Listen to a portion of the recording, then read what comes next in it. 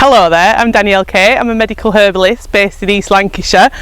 I'm going to take you out today on a virtual walk along the hedgerows to see what delights are out at the moment in September.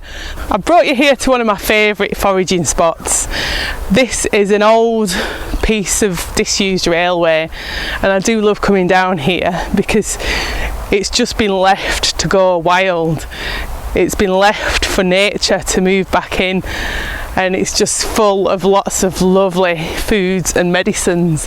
And I feel quite safe coming and harvesting things from here because I know it hasn't been sprayed with agricultural chemicals like a lot of the land around here has, which I don't want to be consuming. It's tucked away, it's off the beaten track, so it's not overrun with people. There's an abundance of the things that I'm picking down here, so it's a little bit of magic in my local environment.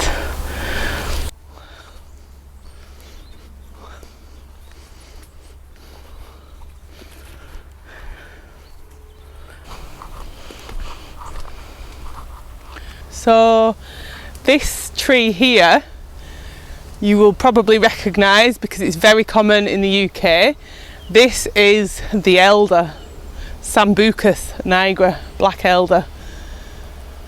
It's got a real wealth of folklore and history attached to it as the elder, and in days gone by it was considered to be a complete medicine chest because all parts can be used medicinally. Herbalists today, we still work with the flowers in the spring. This time of year, September, it's the berries. You can also use the leaves as well for bruising and as an insect repellent. But the elder flowers in the spring are brilliant for opening up the airways, reducing catarrh and phlegm. So it's brilliant for colds, for flu. Berries you want to pick when they are this beautiful dark purple colour. These green and lighter ones aren't quite ready yet, but that's good because the ripeness is staggered over the next few weeks, so you can come back and repeatedly pick.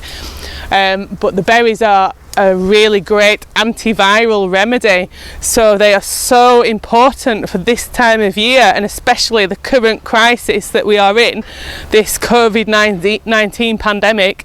This is a really important remedy to try and boost the body's natural defences, because it does have an immune enhancing action, but it also, in its antiviral action, stops the virus being able to replicate inside the body and enter the cells. So if there's one thing that you're going to learn from today, it's the elderberry. Oh, and you always must ask permission. Well, you must ask permission with anything that you pick, but the elder has got its own deity or goddess attached to it called Mother Helder, or the Elder Mother, and woe betide you if you pick a part of her without asking permission and without leaving an offering.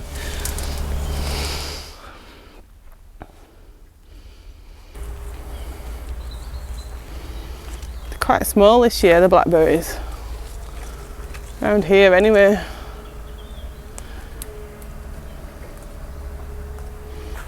They should just pull off easily and not turn to mush in your fingers, because if they do turn to mush, they're too far gone, they're overripe.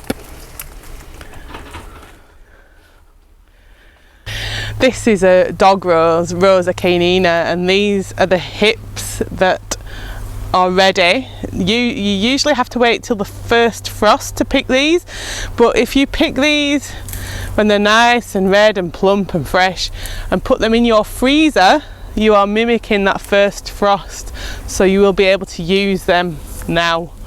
And I've got some in the freezer at home waiting to go in our preparations later on.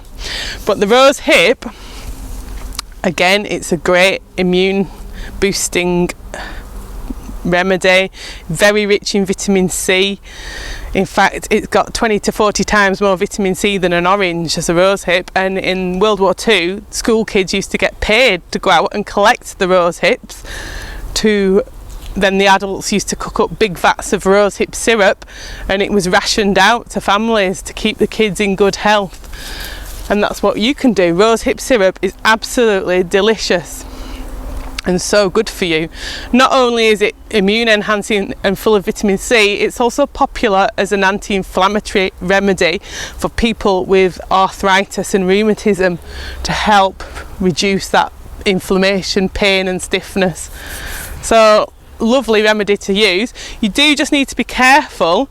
If you've ever opened up a rose hip, you will know that inside the seeds are covered in these tiny hairs, which are extremely irritant to the skin.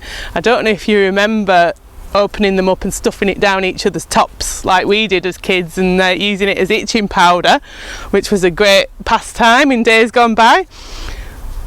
But you just need to be careful if you are making something from this to consume internally, that you get all those tiny hairs out, because they're very irritant to the throat and the stomach as well, so they'll make you itch internally, which we don't want.